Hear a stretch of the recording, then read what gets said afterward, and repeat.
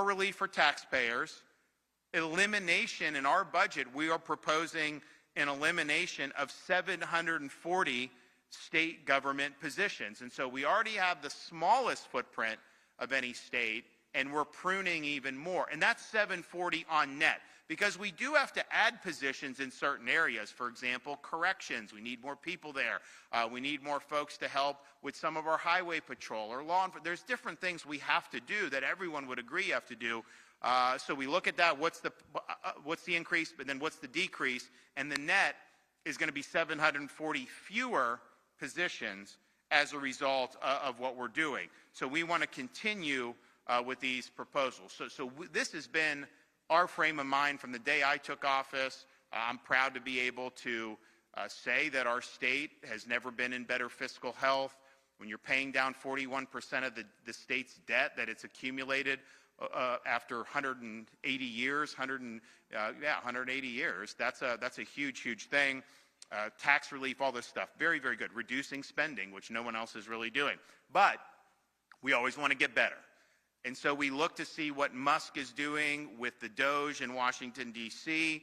And the one thing I think that they're doing that we need to incorporate is to utilize and leverage technology like artificial intelligence to be able to police the payments and the operations and the contracts that are done in government. You know, for example, we have people that review these contracts, and if there's DEI, they nix it and things like that.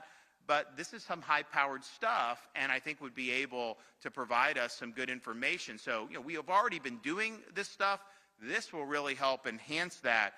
So today, I'm pleased to announce that we are launching a comprehensive initiative to continue to streamline our government and to continue to eliminate unnecessary bureaucracy and to continue to ensure tax dollars are used in the most efficient way possible. We are creating a state DOGE task force that will implement a multi-pronged approach to eliminating bureaucratic bloat and modernizing our state government to best serve the people of Florida in the years ahead. This will be just similar to the federal DOGE. It's going to be a limited amount of time. It'll be a one-year term. It will sunset following the completion of the mission. Now, we've already been looking at things that we can do leading into this upcoming legislative session, and we've already earmarked over 70 state boards and commission for abolishment and to sunset them. This will restore power and accountability to Floridians. I mean, I get all these boards, and we have gotten rid of some, and then we get appointments to all this different stuff, and I'm like, well, why can't we just do that through the agency? Do we even need this? And so we've asked these questions over the last really couple years to tee up this major reform.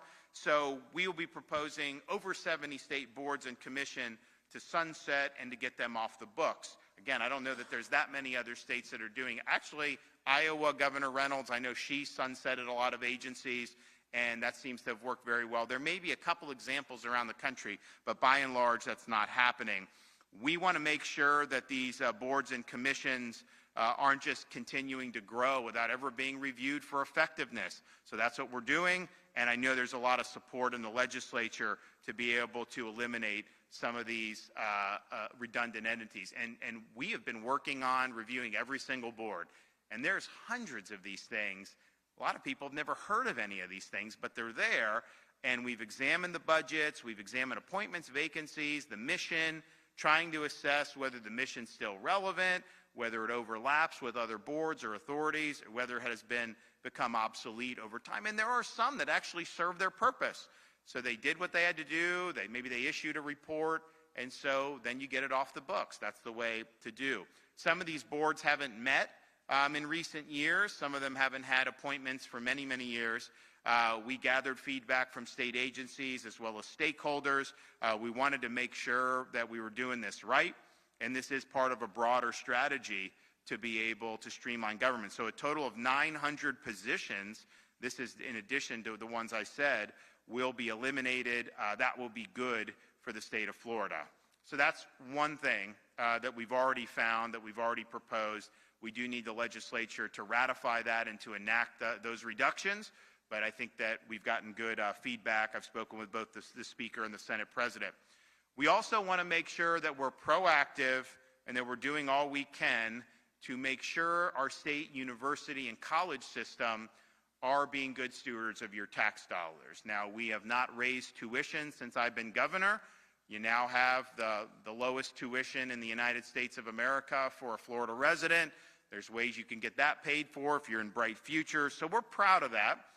But what we've also done over that period is we have increased appropriations to our state university system in really significant ways. And a lot of that has been really good. A lot of that has helped. For example, we now give a pot of money for the universities, for the presidents to recruit faculty so they can bring in faculty. If you have somebody that's good at like MIT, you can offer them money, you can give them a position. We don't let the current faculty blackball anyone because they don't toe the ideological line. We want people that are going to bring different perspectives, particularly with how stale academia has gotten with just the intellectual vapidity that you've seen, where they're basically parroting similar ideology. That's not good for universities. So we've worked really hard to create different perspectives. And I think it's been good. But that's money well spent if you're bringing in really high-quality professors to be able to do this stuff. So we're proud of that. And there's so many other things that we've been able to do. But we also need to make sure that the money is being spent as wisely as possible. So yes, we do have the lowest undergraduate tuition and fees of any state in the country. It's about $6,300.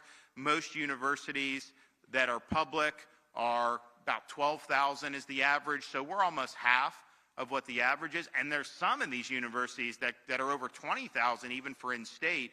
Certainly I know there's a bunch that are like $18,000 for in-state. And some of these are good schools, but still, that's a lot different. If you have $6,300, you don't need to take out one red cent in loan. You really don't. Between what the parents, even parents are very low income and can't afford a lot, you can work part-time jobs. There's things that you can do to be able to get through there so you can graduate with either no debt or at the worst, very minimal debt. You get $18,000 tuition, room, board, all that stuff. You're not going to probably be able to make enough in a part-time job to be able to pay that, so you likely will take on debt. And that's even at some of these state universities, but not in Florida.